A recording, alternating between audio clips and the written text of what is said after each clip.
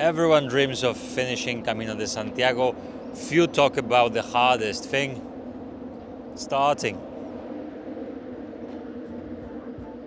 Tomorrow I start walking the Camino Portuguese. 630 kilometers from Lisbon to Santiago de Compostela, but today is something else. Today is a day zero. No trail markers yet, no blisters, no albergues, just me, wandering through Lisbon, trying to quiet the doubts and pack more than a backpack. And what I discovered, the hardest part of the Camino is starting. So before we take the first official step, here are the 7 hard truths I had to face, all hidden in the street signs and the stories of the city. The truth number 1, you will try to control everything and still forget something. Before every great journey, there is this illusion that if you prepare enough, nothing will go wrong. I had spreadsheet, packing cubes, backup plans. I thought I could out-organize the chaos.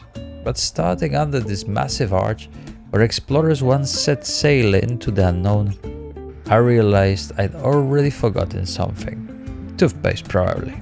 Here's the truth. You can prepare all you want, but the Camino will still humble you in the first 24 hours. And that's okay. You'll figure it out, awkward moments by awkward moments. And honestly, that's the part of the joy. There is something strangely freeing about watching your plans fall apart and realizing you can handle it anyway. Sometimes the Camino begins the moment you admit you're not in charge.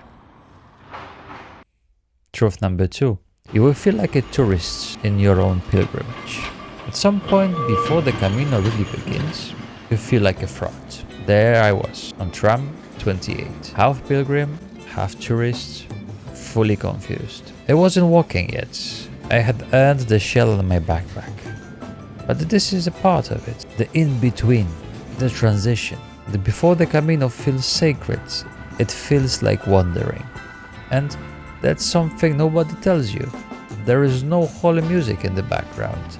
There is just traffic, coffee shops, a feeling you're preparing to be something you're not yet. But then something shifts. A look from another walker, a nod from someone with a scallop shell, and suddenly you're no longer pretending. You're on your way. The truth number 3, you might already be lost, and that's okay. Alfama doesn't care about your sense of direction. It's a tangle of always, staircase, and a beautiful confusion, which is probably why I got lost here before I even started the trail. But it reminded me, getting lost doesn't mean you're failing. It means you're paying attention. On the Camino, as in Alfama, the way will often disappear.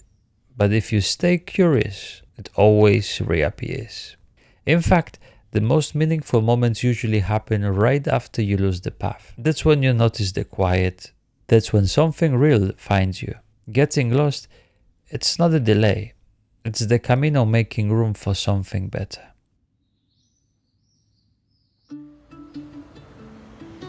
The truth number 4, you will never feel ready.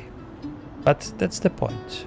And behind me, the bridge. Ahead of me, 630 kilometers. And no part of me felt ready.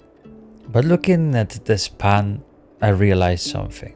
Nobody who's ever done anything meaningful felt ready before they began. They just began. Readiness is a luxury, and the courage is what gets you moving. That feeling of being unprepared, it's not a sign to stop. It's a signal you're doing something important. If you wait to be ready, you'll wait forever. And when you finally begin, not ready, not perfect, you realize the trail meets you exactly where you are. Truth number 5. You will compare yourself to imaginary pilgrims. From this lookout, Lisbon looks perfect. But from up here, it's easy to feel like you're not. I imagined every other pilgrim, stronger, faster, with better hiking socks. Meanwhile, I'm here googling how to prevent blisters with the duct tape. But the Camino doesn't reward perfection, it rewards showing up. The comparison ends the moment you start walking. And even if it doesn't, even if the voices keep whispering, they're better than you walk anyway. Because you will learn that the Camino gives you exactly lessons that you need, not the ones you think you deserve. You don't have to be the fittest, fastest, or most spiritual. You just have to be there. Planning to walk Camino de Santiago but worried you're missing something? Are you on a crossroads in life seeking clarity or a fresh start? What if you could capture every moment of the transformation along the way? I've walked more than 10,000 kilometers around the world, and in my preparation packing list there is one thing I never leave behind. This journal, The Journey Within. Every Camino has taught me valuable lessons about life's twists and changes. The Journey Within isn't just another journal. It asks the right questions just at the right time, guiding you through the tough parts of the Camino and helping you to see what really matters. And it's not just my opinion. Thousands of fellow pilgrims have experienced its magic, as reflected in their brilliant reviews. Camino is a one-in-a-lifetime experience. Make the most of every moment and get the journal now. And the truth number 6, your first step will feel surprisingly ordinary. I thought I would feel something big here. The lightning or revelation. This is the monument commemorating the greatest discoveries ever. Instead, I felt like someone who forgot to stretch. The truth is that your first step on the Camino won't feel dramatic. It feels like a step. But that's the moment everything changes. You become a pilgrim the moment you stop thinking about it and just walk. There is no soundtrack, no crowd, just the rhythm of your feet and the quiet voice inside saying, finally. The Camino doesn't begin with a shout, it begins with a whisper. And the truth number 7, the heaviest thing you'll carry is fear. Most people think the Camino is hard because of the distance, but honestly, the hardest part is starting. Before I packed my bag, I had to unpack my fear. The what ifs, the overthinking, the voice that said, maybe later. So I came here, to the cemetery, and not just any graveyard, the cemetery of pleasures, to leave some of it behind. You see, this place reminds me that one day we all gonna stop walking. But the question is, how much can we walk before we still can? And when I walked out, I felt lighter. Fear doesn't disappear all at once, but when you take one brave step, it starts to lose the grip.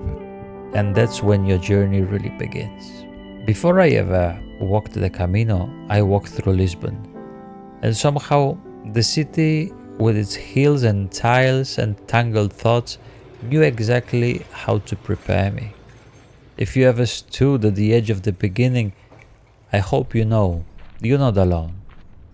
Remember to subscribe if you're on the same walking journey, and tomorrow, the day number 1 starts. But this was just the first step.